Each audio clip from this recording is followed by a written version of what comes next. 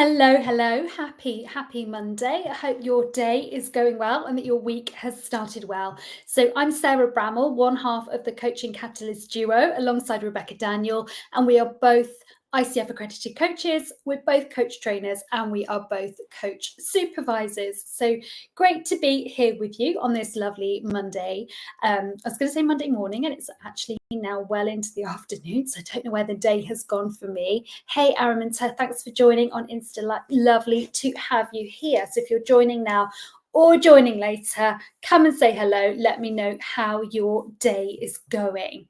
So this live today is aimed at coaches and aimed at helping you, prompting you to think about your personal and your professional developments for 2024. I think it's really good to start thinking about your goals for the new year before you actually get into the new year. I like to start that process of both reflecting and looking back, looking at what you've achieved, looking at how far you've come before the end of the year, but also starting to look forward, thinking about, okay, when I get to the end of next year, where is it that I want to be? How do I want to be feeling? What do I want to be celebrating? So, an encouragement for you to do that. What are the big goals for you? So, for some of you, it might be about qualifying as a coach. It might be starting to use coaching in your workplace or in your existing business. It might be about setting up your own coaching practice. It might be about making that transition from maybe employment into being self-employed as a coach. So whatever your big goal is for 2024, I'd really love to hear from you what that is. Now, what I'm going to talk about is how you can develop professionally as a coach. What we've really seen a lot of this year is increased awareness from the public, I think, and within the coaching industry about the importance of coaches being qualified, first of all, and then after that, keeping up, maintaining our professional development so that we continue to learn and grow and be the very best that we can be as coaches.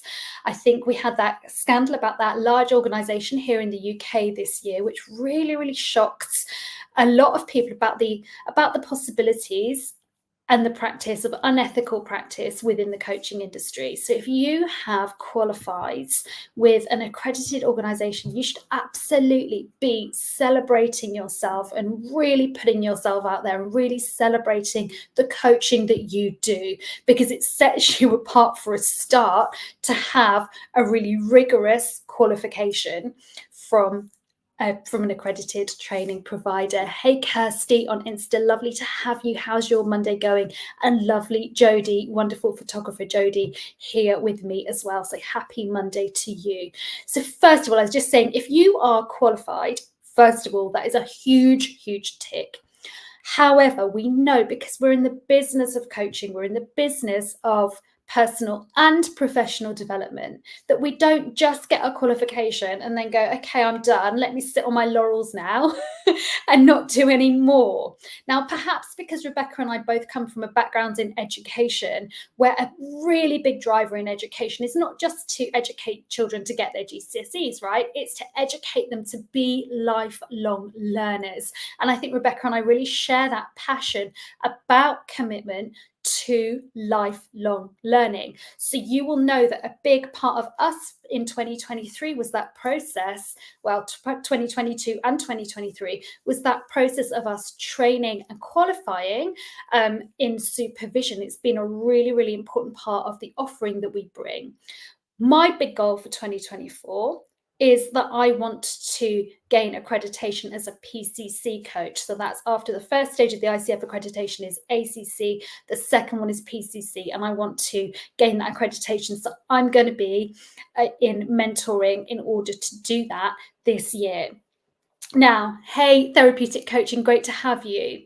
So we hosted a session about ICF mentor coaching last week, and one of the big questions that comes up that we hear a lot for us is, what's the difference between supervision and ICF mentor coaching?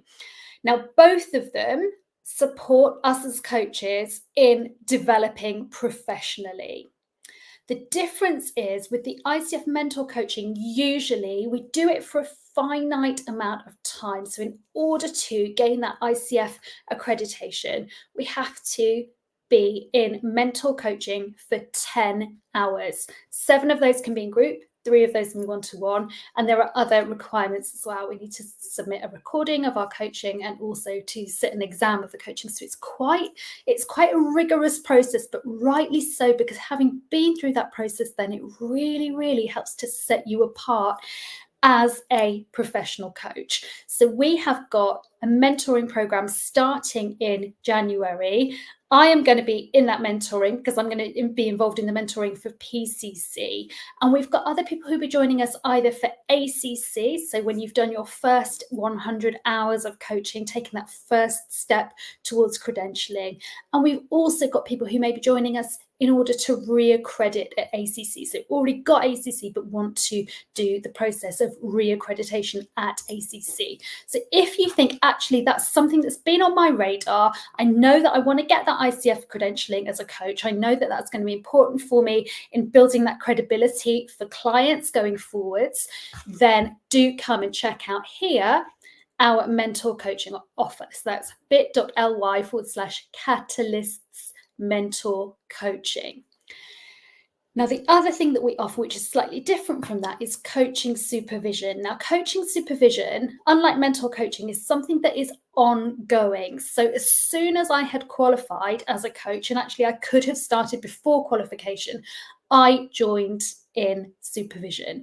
The reason for that is because I knew that I needed somewhere to be able to take my client caseload, to take my development as a coach, my well-being as a coach, and be able to put that on that metaphorical supervision table and go, this is what's going on in my head. Help me unravel it. Help me unpick it. Help me look at it. Help me challenge me. Help me to do better with it. Supervision has absolutely been invaluable for me throughout my coaching career. I started in group supervision. I now work one-to-one, may go back to group in the future. Absolutely valuable. So it's ongoing support.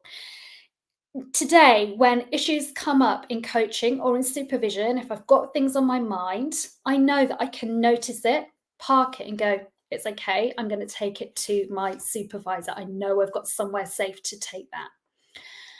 Again, like with mentoring and the ICF accreditation, being regularly in supervision helps us to demonstrate that we are committed to that ongoing professional development, that we really are serious about being the best that we can be as coaches. So as well as it being a really essential support for me in terms of my mindset and my well-being, I know as well it's really reassuring for my clients when I speak to them that they know that I'm being supported as well, that I'm being the best that I can be professionally, ethically, etc. So supervision is more of an ongoing offering. So if you're thinking about the new year, if you're thinking about how am I going to continue to develop as a coach, supervision may be the right option for you. So here at the Catalyst, we've got 2 offerings on the table. One is mentoring for ICF accreditation. If you're thinking, right, that's the next step for me. One is supervision. And there's the option either to do that in the collective, which is in groups. And also we offer learning and development sessions. We offer coaching triads so that you can practice your coaching, be coached and observe coaching happening. And we have, really importantly as well, we have connection calls and 2 in-person meetups in the year. So that's in the collective. Also, there's the option to work one-to-one with us as well. So giving you a lot here, but I just wanted to use today's session to prompt you to think about, okay, 2024, I'm coming for you. How am I going to get to this time next year and know that I've really committed to being the very best coach that I can be in the year ahead? Hey, Isabel, great to have you here. So those 2 things for you to go away and think about. So as I close now, I'm going to finish now. I'd love to hear from you. Number 1, what are your big goals for 2024? I'd love to hear that. And number 2, what are you doing to commit to being the very best that you can be in 2024? So have a think about that and drop me a note in the comments here. I'd really love to hear from you. Okay, as ever, any questions, Send us a DM, drop us a message. We'd love to respond. We'd love to hear your thoughts. Share in the comments, what are those big goals that you've got on the table for 2024? Would love to hear from you. Take care, everybody, and happy Monday. Bye-bye.